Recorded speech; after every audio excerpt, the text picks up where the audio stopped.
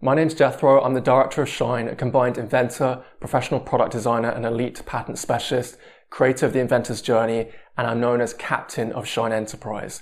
And in this video, I want to talk to you about the origins of the Perfect Patent Search, this elite patent search service, which might well be the way that you start the inventor's journey in trying to patent and commercialize your invention. And it replicates an official patent office search. And I want to explain that to you and how that works. I'm not going to be speaking from a script in this video. I want to just talk to you about it and explain to you how this service came about. And there's a couple of reasons why this might be useful to you. You might have just come to SHIINE Enterprise, not seen many videos about me, and you might be noticing something very good is happening here at SHIINE Enterprise, and you might be considering using the Perfect Patent Search as your first step moving forward. In which case, I think watching this video, it's just going to give an even more solid foundation in you that you know you're moving forward with the right people and in the right way. Because as you see how this came about, you'll see that it's a very elite service. And if you've already decided that you're going to go ahead with the Perfect Patent Search, or maybe you've already had your free consultation and the search is about to happen or it's underway now, I think watching this video again is just going to make it even more solid in you that you've moved forward in the right way. Of course, your invention is very, very important to you. I know that because I'm an inventor myself. And knowing that you've got the best working on your invention is always a very nice feeling. So like I said, in this video, I'm really just going to talk off the top of my head about how this came to be. And I guess the origins of the Perfect Patent Search go all the way back pretty much to the beginning, almost to around maybe early 2010. So as you might have heard in other videos, I got very seriously injured in early 2009, right at the beginning of 2009, and it went on for a very long time. And the injury was so bad that it looked like my life at any level was pretty much over. There were all kinds of symptoms and it was very, very tough to deal with. I'm not going to go into it too much in this video because I'm sure other videos or other things I've done will go into that. But it was a key thing in realigning my life, and it ended up with me focusing on invention and getting to this stage where I can help you. So towards the tail end of 2009, from what I remember, I started to realize I was going to have to do this myself. I was going to have to patent this SHIINE, my first invention, and next generation shoe polisher myself. I just didn't have the money anymore. I'd already lost money on going to an invention development company. This was before I became skilled, before I was a designer, and before I knew anything about patenting. So at this point, I knew nothing, right? I was just an inventor who didn't really understand. So the first key thing that happened, even before SHIINE came about, from what I remember, I think it was, although the timeline's pretty shady in my mind, I started to realize I was going to have to do this myself, and so I found out about something called a provisional patent application. So I looked online and there weren't very good resources. I mean, the industry was really badly set up for helping inventors like you and me when we start out. But there were a couple of videos with people that talked about this thing called a provisional patent application, how you could file a fairly cheap application at the USPTO for under $100. I think back then it was $70. There wasn't such a thing as micro-entity status back then. So it was $70. And you could basically gain yourself 12 months patent pending status before having to put in the full application. At this stage, I knew nothing about patenting. I'd never done this before. I'd never even drafted a provisional. So you got to remember, you know me as the patent guy now, but back then I knew nothing. And so this was a kind of way that I thought I could get in. I had almost no money, but I could probably afford $70. That was about £50. I could probably do that.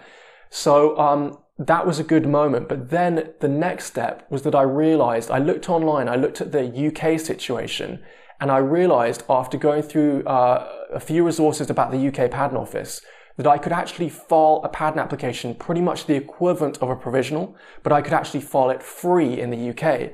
And even recently, when I put this online, I did a series recently, I just put it up on YouTube, saying how UK inventors can get patent pending free. And some people actually, ironically, put in the comments box that they thought this was some sort of scam because people can't believe that you can get patent pending free. And you can't do this. If you're outside the UK, this is something we only make available to UK inventors aboard SHIINE Enterprise.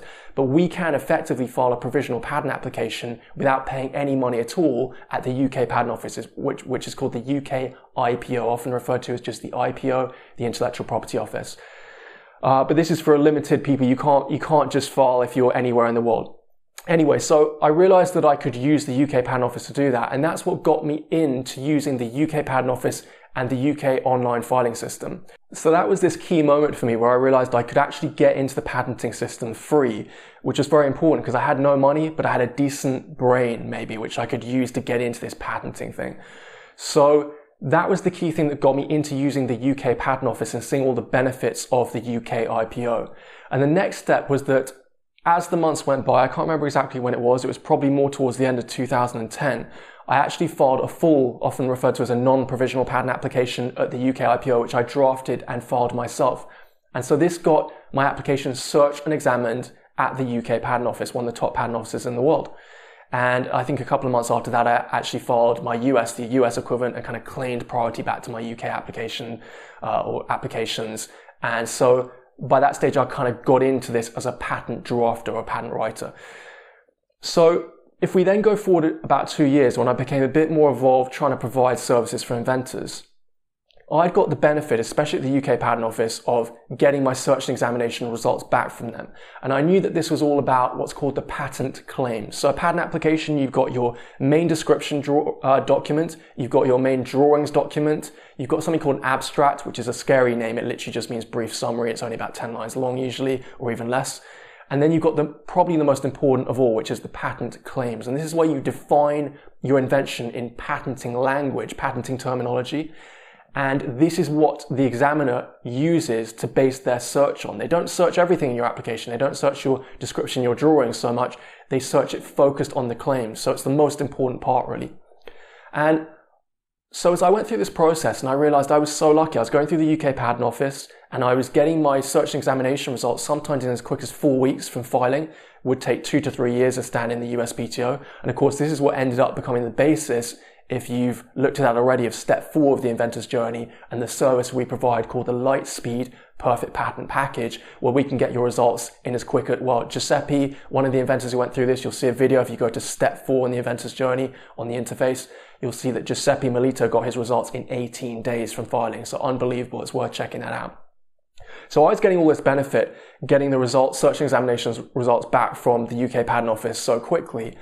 And I started thinking, you know what? What if we could do this for inventors? What if we could do a patent search where we effectively did it, not just a general search, but we did a claim-based patent search like this, almost like almost like the patent office work. So instead of just generally searching, we draft patent claims, just like in a full patent application.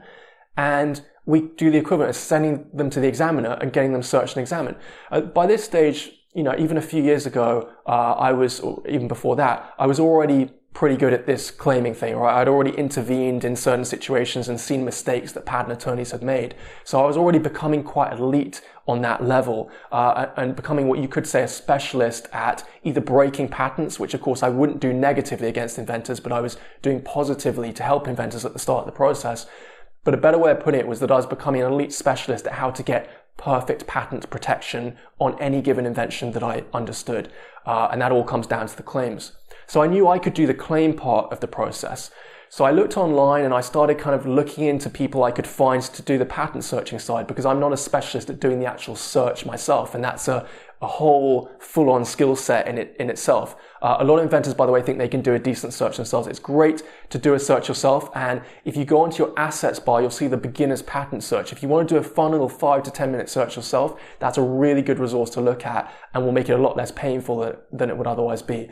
But when you're talking about examiners doing patent searches, these guys are elite, technically skilled people. I mean, the examiners at the UK IPO tend to be people from scientific and heavy engineering background. These are guys who are very, very skilled, very technical, and you can't do a search like they can. They're highly trained as well, and they've got all kinds of software which they use to do it. So I looked around and was kind of looking into trying to find people who could do the search so that I could draft the claims and they could search the invention, just kind of like a patent office. And it was at that time that I kind of bumped into the artist who's come to be known as Examiner X. So this is a former patent office examiner who had worked at the UK IPO, which is great. I mean, it was my home patent office for 4 years, and was also a former avionics warfare systems expert in the RAF. So again, an incredibly talented and skilled person in terms of technical proficiency.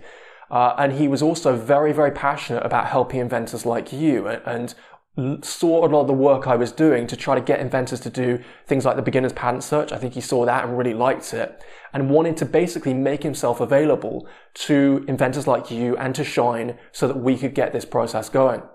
So this is kind of how the Perfect Patent Search then came to be. You then have effectively an elite specialist in terms of claim building, such as myself, and then we send those claims off to Examiner X, a former patent office examiner, who basically does exactly what an examiner would do at the UK Patent Office or the US Patent Office, the USPTO, or any patent office in the world, and drawing on all his experience of how to do that. And because he's been so highly trained, he can often do these searches, if he needs to, within 6 to 8 hours. So at that point, we really had the perfect setup for the perfect patent search, which hopefully is how you're going to start your journey. And so just to summarize very briefly, what you're going to get in that is you have a free consultation with me. You're going to get your claims drafted. So I draft the claims of the perfect patent search just like I would for a non-provisional patent application. So just like a full patent application. And then those get sent, in this case, to a former patent office examiner who does exactly what a patent office examiner does. So he does a claim by claim search and will basically do a breakdown of what comes back clear. That comes back to me, and then the results effectively come back to you. So I may not have explained this perhaps as well as I could, and it's a little bit difficult to explain it, I guess, but this is the origins. We're going back many, many years, and the mentality from me was, how can we bring the expertise and the specialization of a patent office search to a startup inventor like you?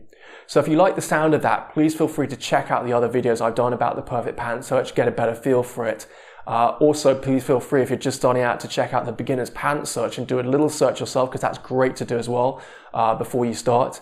And when you're ready, and if this service seems like the way forward to you, and I hope it does, I don't know of any other service in this industry which can compare to it and the way that we do it, then just check out on your assets bar or anywhere you see on the website, you can click on the free consultation button and get going with a totally free consultation to start the inventor's journey and start the perfect patent search. So I hope you enjoyed hearing the origins of the perfect patent search, and I hope to hear from you soon.